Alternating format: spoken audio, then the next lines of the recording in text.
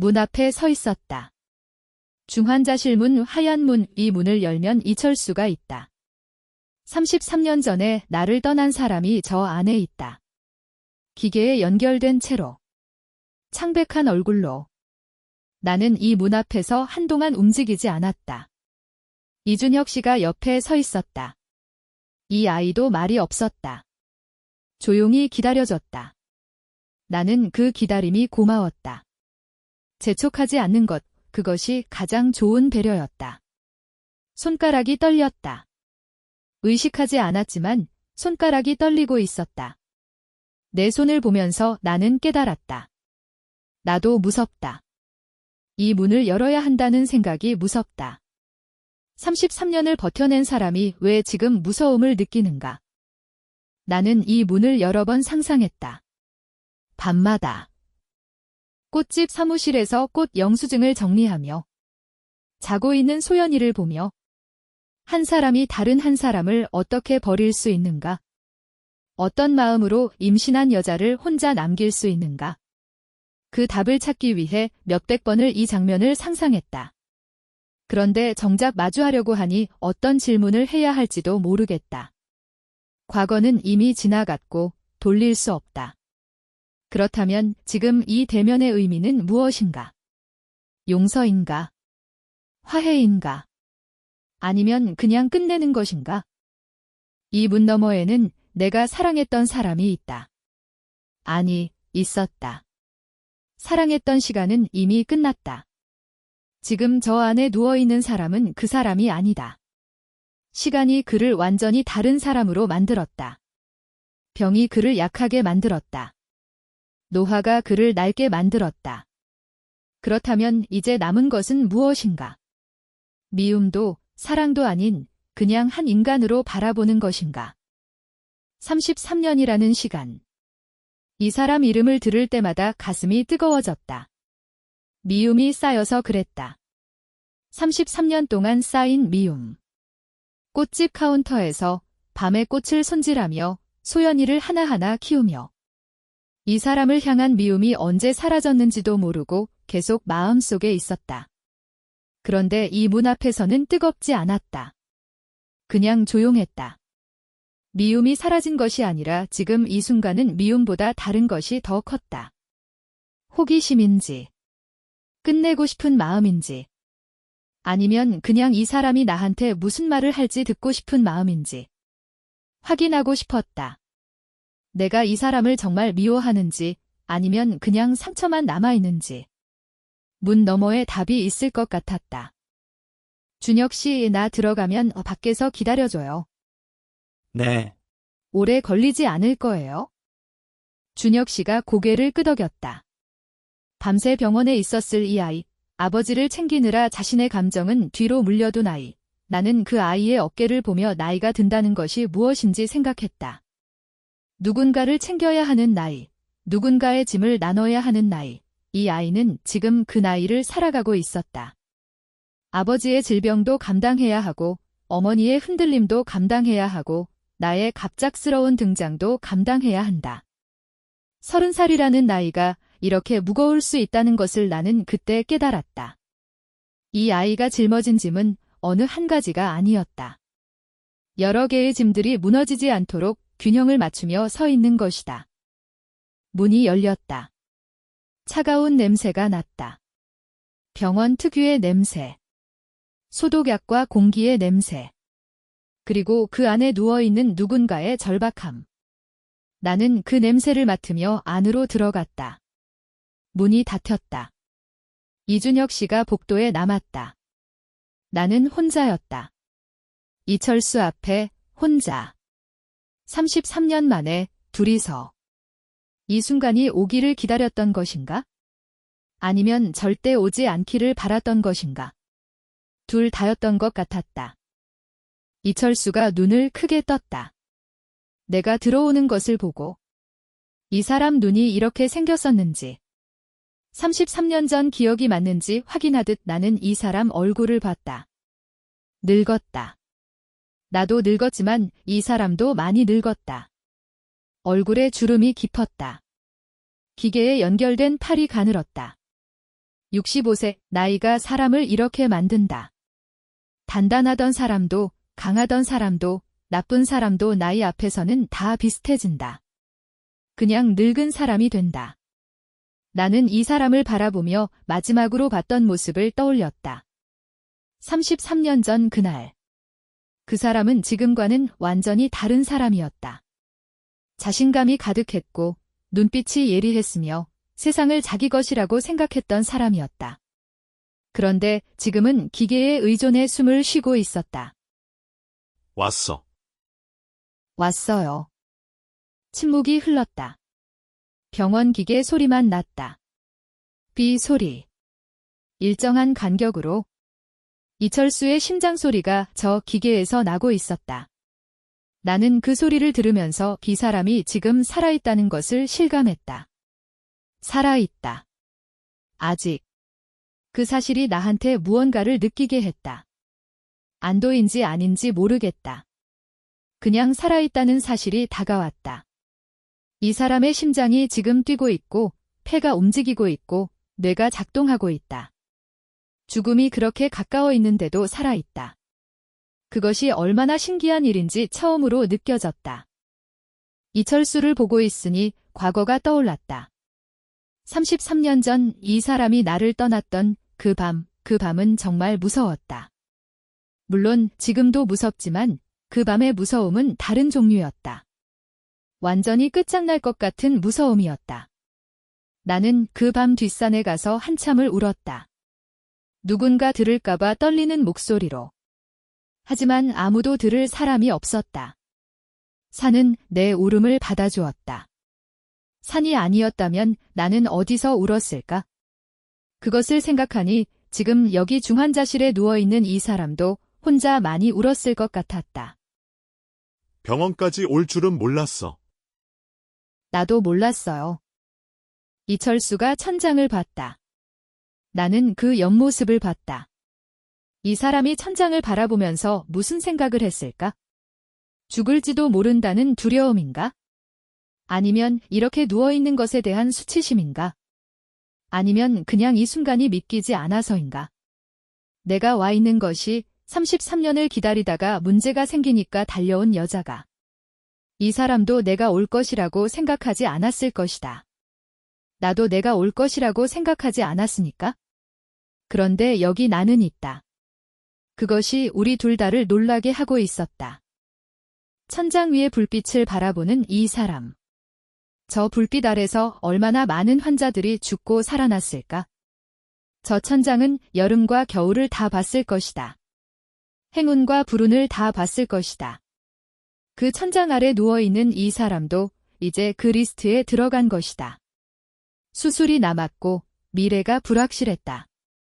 그 불확실함 속에서도 이 사람은 나를 생각했다고 했다. 33년을 그렇다면 그 33년 중에 나는 얼마나 이 사람을 생각했는가? 거의 매일, 거의 모든 시간. 그래서 내가 더 지쳐 있었던 것이다. 이 사람을 생각하는 것이 내 인생의 대부분을 차지했다.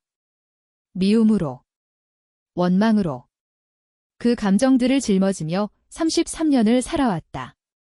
그리고 이제 이 순간 그것을 내려놓으려고 한다. 순호가. 나 드만이 무섭다. 수술 때문에요? 죽는 것보다 정리 못하고 가는 게. 정리 못하고 가는 것이 무섭다고 했다. 죽음 자체보다 정리 못한 채로 가는 것이 더 무섭다고. 나는 그 말을 듣고 오래전 기억이 났다. 꽃집 지하 창고에서 혼자 앉아있던 밤 소연이가 뱃속에 있었다. 이 사람이 떠난 직후였다. 나는 그날 밤 이 사람한테 해야 할 말이 너무 많다고 생각했다. 쏟아내야 할 것들이 목까지 차 있었다. 사랑한다고, 왜 나를 버렸냐고, 아이는 어쨌는데 뭐 하는 거냐고. 그런데 이 사람이 없었다. 하고 싶은 말을 할 수가 없었다. 정리 못하는 것이 무섭다는 말 나는 그것을 33년 동안 겪었다. 이 사람이 지금 처음 알고 있는 것을. 그렇다면 이 사람도 33년을 그렇게 살아온 것인가? 정리 못한 채로. 33년 동안 생각했어. 네가 나한테 얼마나 화났을까? 얼마나 힘들었을까? 근데 한 번도 연락을 못했어. 무서워서. 이 사람이 33년을 생각했다고 했다. 나만 그런 줄 알았다. 나만 계속 이 사람을 생각하며 살았다고 생각했다. 그런데 이 사람도 생각했단다. 33년을 내가 몰랐던 33년 동안 이 사람은 나를 생각했다. 그리고 연락하지 못한 것이 무섭다고. 그 두려움이 33년을 버텨낸 것이라고. 그 말을 들으니 뭔가 정확하지 않은 게 있는 것 같았다. 이 사람의 진심이 몇 % 진심인지 확인할 수 없다는 것이다. 뭐가 무서웠어요. 내가 잘 살고 있을까봐. 내가 없어도 잘 살고 있으면 내가 더 나쁜 사람이 되는 것 같아서. 내가 잘 살고 있을까봐 무서웠다고 했다. 나는 그 말이 처음에는 이해가 안 됐다. 그런데 잠깐 생각하니 이해가 됐다. 이 사람이 없어도 내가 잘 살고 있다면 그 사람이 나한테 한 짓이 더 나쁜 것이 된다. 임신한 여자를 버렸는데 그 여자가 잘 살고 있다면 남편이 없어도 된다는 뜻이다. 이 사람의 죄가 더 선명해지는 것이다. 그래서 연락하지 못한 것이다. 확인하는 것이 두려워서. 이 사람의 논리가 이상하면서도 기회가 됐다. 두려움은 이렇게 이상한 형태로 나온다. 미움을 정당화하는 것도 있고, 회피를 멋있게 포장하는 것도 있고, 자기 죄를 자기 방식으로 짊어지려는 형태도 있다. 이 사람의 두려움은 후자였던 것 같았다. 정리 못한 채로 죽는 것이 무섭고, 내가 잘 살고 있는 것도 무섭고, 그 모든 것이 자기 죄를 더 크게 만드는 것이 무섭다. 그래서 이 사람은 33년을 말없이 살았던 것이다. 잘 살았어요. 알아. 봤어. 알아. 봤어. 이 말이 나한테 이상하게 들어왔다. 봤다고. 이 사람이 나를 봤다고. 언제? 어디서? 꽃집을 봤는가? 나를 봤는가? 아니면 소연이를? 나는 그것을 물어보고 싶었다. 그러나 묻지 않았다. 알아도 달라지는 것이 없으니까. 이 사람이 봤다는 것, 그것이 이 사람이 참아온 것의 증거였다. 연락은 못했지만 봤다. 그것이 이 사람의 방식이었다. 나쁜 방식이었지만 그것이 이 사람이 가진 전부였는지도 모른다. 내가 모르는 밤들에, 내가 모르는 시간에 이 사람은 어디선가 나를 봤을 것이다. 그 생각을 하니 뭔가 섬뜩했다. 동시에 그 섬뜩함이 슬펐다. 33년이라는 시간 안에서 우리 둘은 얼마나 많이 교차했을까? 만나지 않으면서도 서로를 인식했고, 말하지 않으면서도 서로를 생각했다. 그것이 인간관계의 가장 슬픈 형태인 것 같았다. 순호가. 미안해. 진짜로. 임신한 채로 혼자 내보낸 거, 소연이 얼굴도 모르고 산 거네 돈 가져간 거, 다. 용서해달라는 말은 안 할게. 그럴 자격 없는 거 알아. 그냥 미안하다는 거 알아줬으면 해서. 오랫동안 말이 없었다. 이 사람이 미안하다고 했다. 33년 만에. 진짜로 미안하다고. 나는 그 말이 공기 속에 떠 있는 것을 느꼈다. 미안하다는 말, 이 말을 기다렸던 것인가? 아니면 이 말이 와봤자 아무 소용없다고 생각했던 것인가? 둘 다 조금씩 맞는 것 같았다. 기다렸는데 막상 들으니 재상보다 감흥이 없었다. 아니, 없는 것이 아니라 달랐다. 뜨겁지 않고 그냥 조용히 내려앉았다. 33년치 기다림이 이 말 한마디에 조용히 가라앉았다. 그것이 다가 아니었다. 이 말의 무게가 생각했던 것보다 가벼웠던 것이다. 아니, 가벼운 것이 아니라 다른 무게였다. 분노의 무게가 아니라 슬픔의 무게였다. 용서를 구하지 않는다고 했다. 자격 없다는 것을 안다고. 그 말이 이 사람의 사과를 진짜로 만들었다. 용서해달라는 말과 미안하다는 말은 다르다. 용서해달라는 것은 상대에게 무언가를 요구하는 것이다. 상대를 움직이게 하려는 것이다. 미안하다는 것은 그냥 자신의 죄를 인정하는 것이다. 아무것도 바라지 않고 그냥 인정하는 것이다. 이 사람이 오늘 한 것은 후자였다. 그것이 나한테 무언가를 했다. 정확히 무엇인지 모르겠지만 무언가가 움직였다. 내 가슴 어딘가가. 철수식이나 용서는 못해요. 솔직히. 알아. 근데 더 미워하고 싶지도 않아요. 지쳤어요. 그게 고마워. 고마운 거 아니에요? 그냥 나를 위한 거예요. 나를 위한 거예요. 내가 한 말이 그것이 맞았다. 더 미워하지 않겠다는 것은 이 사람을 위한 것이 아니다. 나를 위한 것이다. 33년 동안 미움을 들고 다니는 것이 나한테 얼마나 무거웠는지. 그 무게를 오늘 조금 내려놓는 것이다. 용서가 아니다. 내려놓는 것이다. 그 차이를 이 사람이 알든 모르든 나는 알고 있었다. 내가 하는 것이 무엇인지. 이것은 나의 결정이다. 이것은 나의 해방이다. 일어서면서 나는 이 사람의 손을 봤다. 팔에 주사가 꽂혀 있었다. 기계와 약물로만 살아가는 손, 그 손이 33년 전에는 나를 잡았었다. 이제는 잡을 수 없는 손, 그래서 오히려 더 안전했다. 이 손은 더 이상 나를 해칠 수 없다. 나는 그 생각을 하며 조금 더 깊게 숨을 쉴 수 있었다. 소연이 한 번만 더 볼 수 있을까? 물어볼게요. 강요는 못해요. 알아. 고마워. 순호가. 수술 잘 돼요. 벽에 등을 기댔다. 눈을 감았다. 눈물은 없었다. 울 것이라고 생각했는데 눈물이 나오지 않았다. 그냥 오래된 무언가가 조용히 내려앉는 느낌이었다.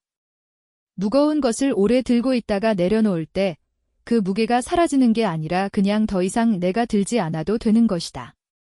더 이상 날마다 들고 있지 않아도 된다는 것이 이토록 상큼한 감각일 수 있다는 것이 신기했다.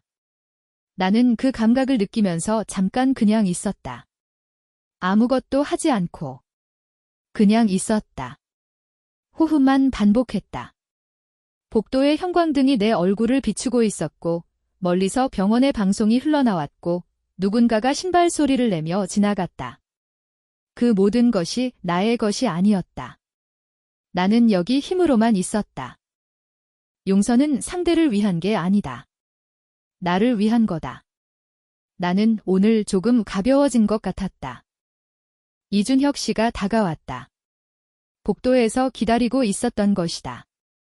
이 아이가 거기 있었다는 것이 조금 따뜻했다.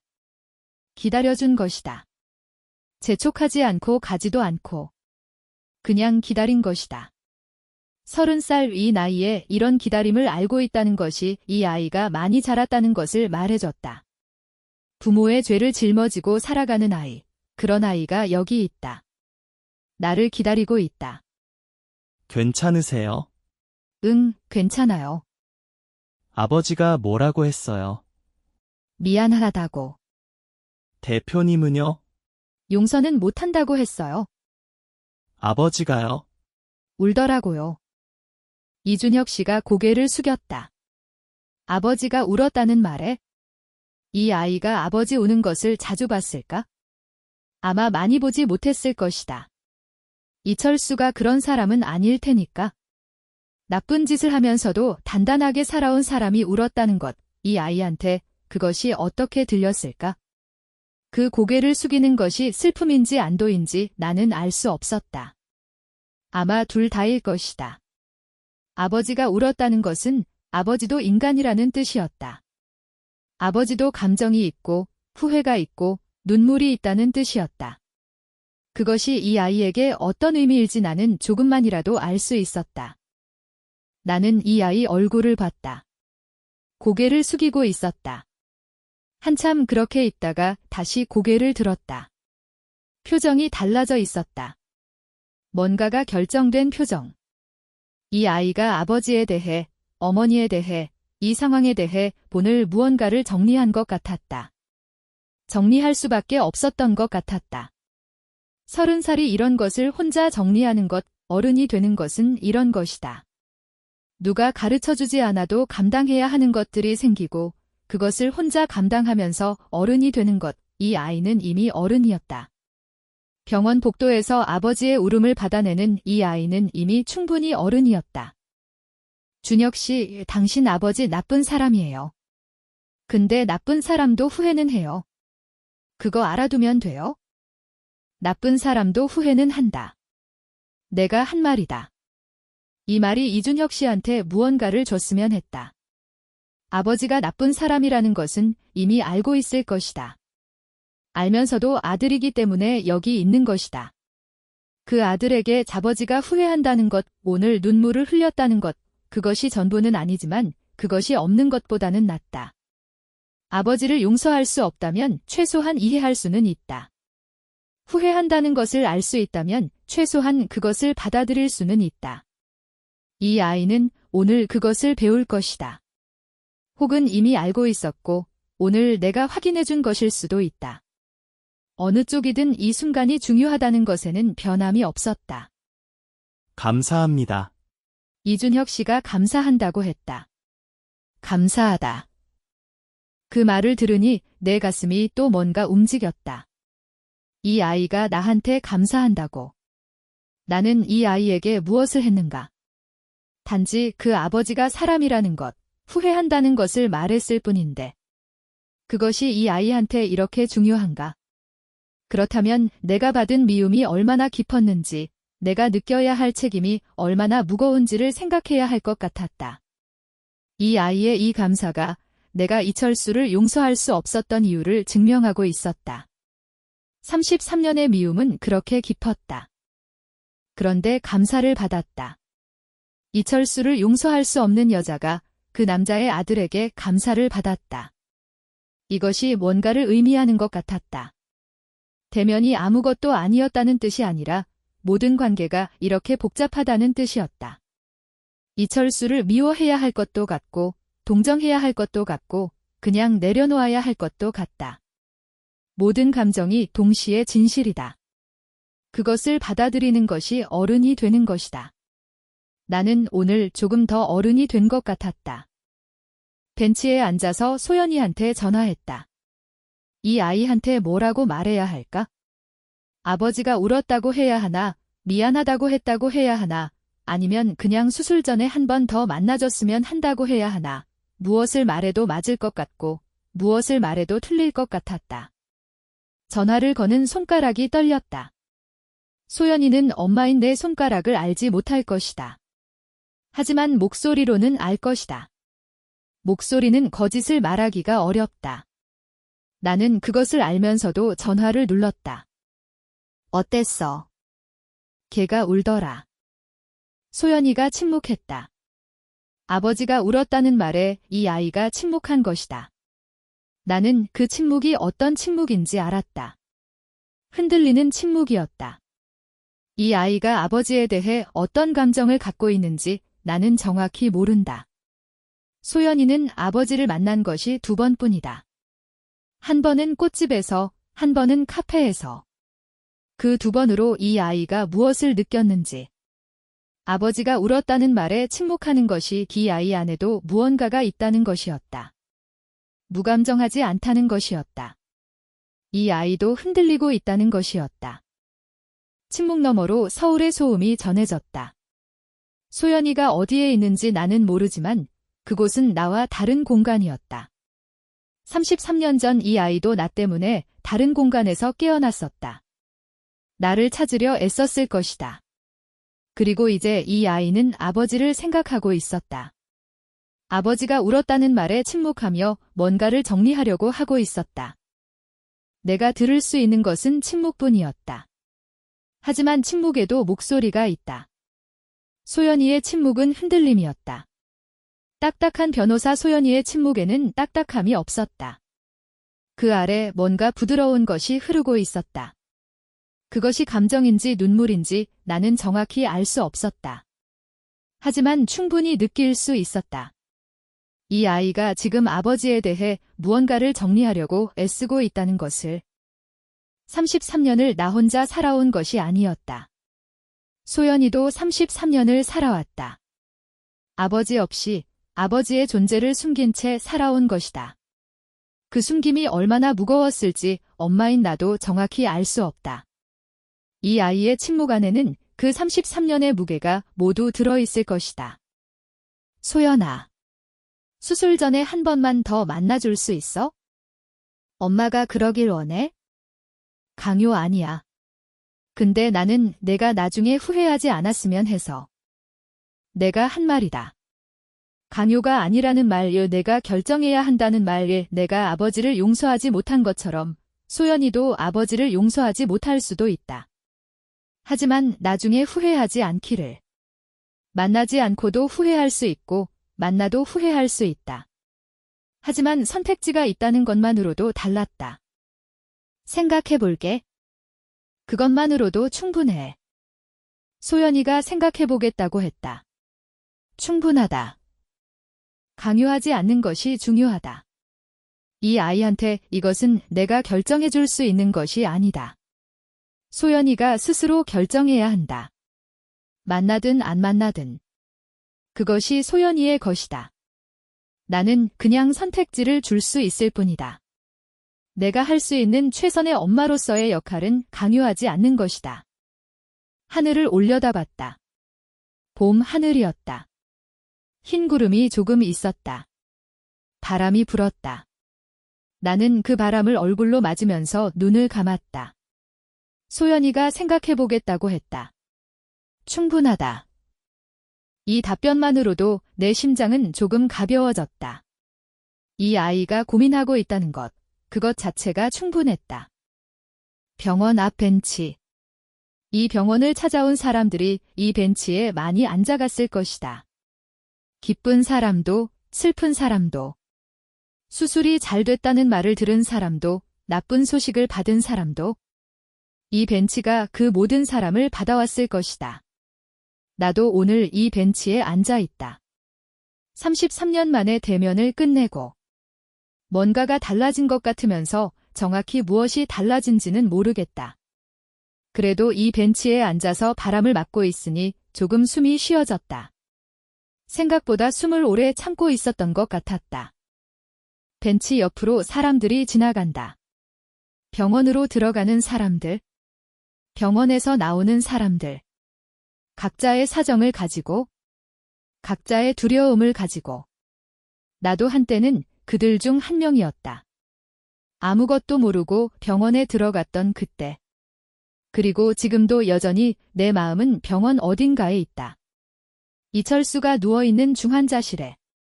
수술을 기다리고 있는 그곳에. 아버지가 울었다는 말을 소연이에게 했을 때 느낀 그 침묵. 그 침묵 너머로 내 딸의 마음이 흔들리는 소리가 들렸다. 소연이는 아버지를 쉽게 용서할 사람이 아니다. 변호사이기 때문에. 법을 다루는 사람이기 때문에. 옳고 그름이 명확해야 한다고 생각하는 사람이기 때문에. 하지만 그 명확함 아래에도 감정이 있다. 딸로서의 감정. 포기하고 싶지만 완전히 포기할 수 없는 감정. 꽃집에 돌아가야 한다. 오늘 하루를 여기서 다 썼다. 꽃들이 기다리고 있다. 아침에 물을 줬으니 괜찮을 것이다. 꽃들은 기다릴 줄 안다. 내가 돌아가면 그냥 거기 있어줄 것이다. 나는 그 꽃들이 보고 싶어졌다. 아무것도 말하지 않아도 나를 받아주는 꽃들. 그 앞에서 내 감정을 다시 정렬하고 싶어졌다. 병원을 나서면서 꽃집으로 향하는 발걸음이 조금 가벼웠다. 33년 이 그 세월은 결코 짧지 않다. 한 사람의 인생의 절반이다. 나는 그 절반을 미움과 함께 살았다. 남은 절반은 어떻게 살까? 이제 그것을 선택할 수 있다. 미움을 놓고. 그것이 내가 오늘 배운 것이다. 용서는 상대를 위한 게 아니다. 나를 위한 거다. 내가 오늘 조금 가벼워진 이유가 바로 그것이다. 이제 나는 내 인생을 살 수 있다. 그 사람의 그림자가 아닌 내 인생을 살 수 있게 된 것이다. 봄날은 계속된다. 벚꽃은 져도 다른 꽃이 핀다. 계절은 돈다. 사람도 변한다. 나도 변했다. 오늘 이 병원에서 33년 만에 문을 열고 들어가서 한 사람을 인간으로 다시 본 것만으로 나도 변할 수 있다는 것을 깨달았다. 그것이 오늘의 선물이다. 한 사람이 다른 사람을 내려놓는 것은 생각보다 간단했다. 미움을 놓는 것이다. 그것뿐이다. 용서하지 않아도 된다. 다시 사랑할 필요도 없다. 그냥 미움을 놓는 것, 그것만으로도 인생이 조금 더 가벼워진다. 나는 지금까지 이 미움을 나의 방패로 사용해왔다. 이 미움 안에 있으면 나는 피해자였다. 약한 사람이었다. 그 정체성이 오히려 안전했다. 하지만 이제 그것을 놓으려고 한다. 피해자가 아닌 사람으로 살아가려고 한다. 그것이 얼마나 무서운지 모른다. 하지만 그것도 또한 필요한 것 같다. 그날 저녁, 이준혁 씨한테서 연락이 왔다. 어머니가 이것저것 물어봤다고. 내가 병원에 갔었는지, 이철수와 무슨 말을 했는지. 이준혁 씨가 그 이야기를 간략하게 전해줬다. 나는 이준혁 씨를 통해 김미연이 그날 저녁 아파트에서 어떤 대화를 나눴는지 알게 됐다. 이 아이가 나한테 이것을 말해준 것은 내가 알아야 한다고 생각했기 때문일 것이다. 복잡한 감정의 결합이었을 것이다. 아버지를 보호하려는 마음, 어머니를 이해하려는 마음, 그리고 옳은 것이 무엇인지를 직면하려는 용기. 병원 갔다 왔어? 네. 강순옥도 왔었지? 침묵의 대답이었다. 이준혁 씨가 침묵으로 대답한 것이다. 그것이 이미 모든 것을 말했다. 강순옥이 있었다. 둘이서 대면했다. 어머니가 보지 못하는 곳에서. 알아. 봤어. 김미연이 봤다고 했다. 내가 병원에 온 것을. 복도에서 나란히 있었던 것도 봤을 것이다. 이 여자가 그것을 보면서 무슨 생각을 했을까? 분노인가? 아니면 다른 무언가인가? 지쳐있는 사람은 분노하기도 힘들다. 이 여자가 새벽부터 밤새 병원에 있었으니 지쳐 있었을 것이다. 지친 사람의 눈으로 나를 봤을 것이다. 그 눈이 어떤 눈이었는지 나는 알 수 없었다. 하지만 이 여자도 흔들리기 시작했다는 것은 알 수 있었다. 33년을 단단하게 버텨온 여자가 마침내 흔들리기 시작한 것이다. 준혁아. 엄마한테 솔직히 말해. 너 그 여자 편이야? 어머니, 편이 어딘지가 중요한 게 아니에요. 옳은 게 어딘지가 중요하죠. 이 말을 이준혁 씨가 어머니한테 했다고 했다. 조금 떨리는 목소리로. 하지만 단호하게. 어머니와의 관계가 흔들릴 수도 있다는 것을 알면서도 이 아이는 옳은 것을 선택했다. 그것이 어른이 되는 길이다. 부모의 감정을 버려두고 옳은 것을 선택하는 것. 그게 같은 말이야, 지금. 이준혁 씨가 이 말을 나한테 전해줬다. 옳은 게 어딘지가 중요하다고. 이 아이가 어머니한테 그 말을 할 수 있었다는 것, 30살. 쉬운 말이 아니다. 어머니한테 그 말을 한다는 것이 이 아이가 이 상황에서 어느 쪽을 들어야 하는지 얼마나 고민했을까? 아버지와 어머니 사이에서, 어머니와 나 사이에서. 그 고민을 이 아이는 혼자 해왔을 것이다. 그리고 오늘 어머니한테 그 말을 한 것이다. 옳은 게 어딘지가 중요하다고. 그 말을 하기까지 얼마나 오래 생각했을지, 얼마나 많은 밤을 고민했을지. 김미연이 그게 같은 말이라고 했다. 옳은 게 어딘지와 편이 어딘지가 같은 말이라고. 이 여자의 논리에서는 맞는 말이다. 이 여자한테 옳은 것은 자기 편인 것이다. 자기 쪽이 옳아야 한다. 그렇지 않으면 자신이 살아온 33년이 무너지니까. 이 여자의 쓸쓸함이 거기에 있었다. 아들이 그 말을 했을 때 다마 이 여자는 처음으로 흔들렸을 것이다. 자기 논리가 흔들리는 것을 느꼈을 것이다. 자신이 가진 모든 것, 쌓아온 모든 것의 기초가 바뀌려고 한다는 느낌. 그 두려움이 이 여자를 방으로 들어가게 한 것이다. 준혁 씨, 오늘 고마웠어요. 아버지 수술 잘 되길 바랄게요. 이준혁 씨가 처음으로 웃었다고. 이 아이가 이 모든 상황에서 웃은 것이 처음이라고 했다. 그 문자를 보고 웃었다는 것, 나는 그 말을 들으면서 이 아이가 이 상황에서 얼마나 지쳐 있었는지 알았다. 웃음이 없을 만큼. 그런데 그 짧은 문자 하나에 웃었다는 것이다. 작은 것이 사람을 웃게 한다. 거창한 것이 아니라도. 짧은 문자 하나로도 사람이 웃을 수 있다. 누군가의 감사가, 누군가의 배려가 그렇게 작은 형태로 전해져도 사람의 얼굴에 웃음을 띄울 수 있다. 이 아이가 오늘 웃었다. 그것으로 충분하다. 이 드라마의 어떤 장면보다 이것이 더 결정적이었다. 이 아이의 웃음. 그것이 모든 것을 정당화한다. 준혁이가 핸드폰을 내려놨을 것이다. 그리고 한참 그대로 있었을 것이다. 어머니가 방에 들어간 거실에서 혼자서 그 거실은 조용했을 것이다. 아버지는 병원에 있고 어머니는 방에 있고 자신만 거실에 남겨진 것이다. 그 거실에서 이 아이는 문자를 읽고 웃었다. 단순한 웃음이 아니었을 것이다. 여러 감정이 섞인 웃음이었을 것이다. 아버지가 울었다는 진실, 엄마가 힘들어하고 있다는 진실, 그리고 누군가가 자신에게 고마워한다는 진실. 그 모든 것을 받아안고 우은 것이다. 그것이 어른이 된다는 것이다.